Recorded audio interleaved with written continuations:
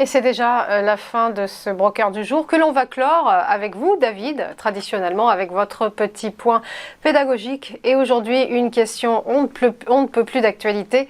Comment se tenir au courant des prochains résultats d'entreprise?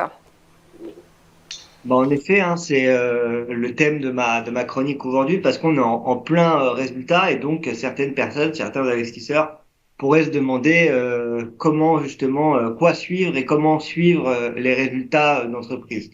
Donc la première étape à faire si on veut être informé des résultats à venir, c'est d'aller sur un calendrier des résultats.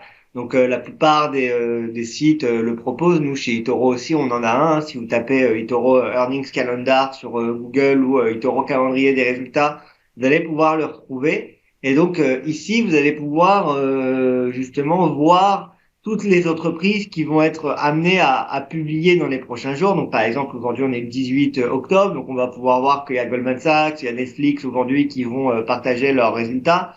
Et on pourra suivre comme ça déjà et être informé des entreprises qui vont être amenées à publier. Donc nous, sur notre calendrier de résultats, on a bien évidemment la date et puis si les résultats seront publiés avant l'ouverture ou à la fermeture du marché. Hein. Alors, en général, nos entreprises décident de publier soit avant l'ouverture, soit à la fermeture du marché.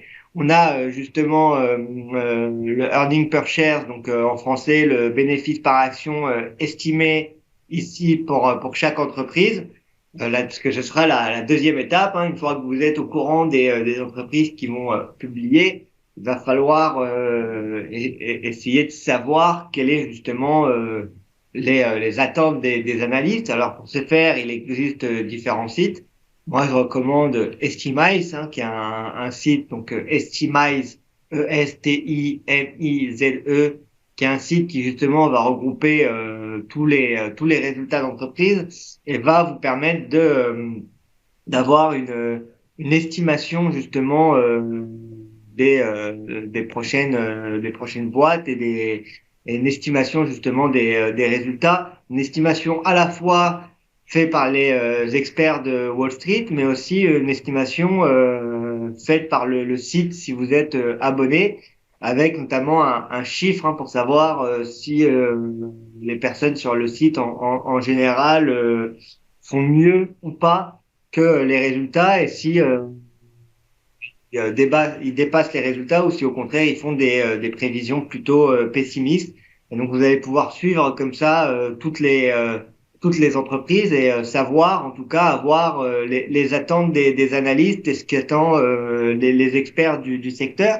Et puis une fois que vous avez fait ces deux premières étapes, donc la première suivre le calendrier des résultats pour essayer de savoir justement les prochains résultats qu'il y a à avoir. La deuxième étape, essayer de regarder les estimations faites par les spécialistes pour se donner une ordre d'idée et essayer de savoir si justement les résultats vont plutôt être en hausse par rapport au trimestre précédent, par rapport à l'année précédente ou plutôt en baisse et essayer de se situer par rapport à ça. Et puis la troisième étape, ce sera quand les entreprises vont décider de publier leurs résultats. Alors ce qu'il faut savoir, c'est que chaque entreprise cotée en bourse a ce qu'on appelle sur son site internet un onglet relations investisseurs, Investor Relations en anglais, et vous allez pouvoir ici à la fois télécharger donc la présentation qui a été utilisée pour euh, pour présenter justement aux actionnaires les résultats. Vous allez pouvoir revoir ou réécouter justement le webinaire et le webcast qui a permis justement l'enregistrement de ces résultats. Vous allez pouvoir aller voir ce qu'on appelle le document TIC, DQ, qui est en fait le document qu'ils doivent remplir que toutes les entreprises doivent remplir à la SEC. Et donc toutes les entreprises toutes les entreprises cotées ont justement un onglet relations investisseurs sur leur site internet sur lequel vous allez pouvoir trouver toutes les informations. Donc là, si vous voulez vous donner une première idée des résultats de Tesla qui vont arriver justement le 19 octobre, vous pouvez déjà regarder le press release, donc le communiqué de presse, et savoir déjà à quoi vous attendre sur les résultats de Tesla.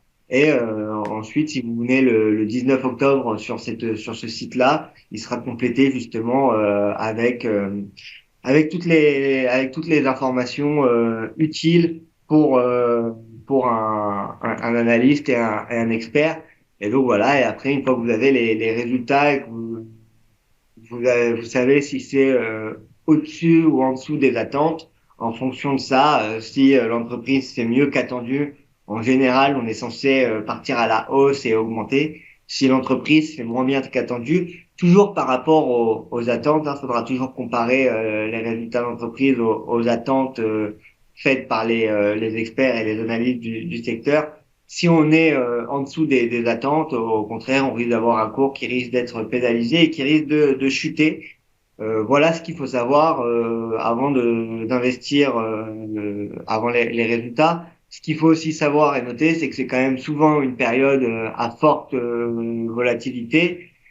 Si certaines personnes nous suivent ou nous écoutent et souhaitent trader les résultats, c'est quand même assez dangereux. En général, quand on est en période de résultats, on a quand même pas mal de volatilité sur les cours.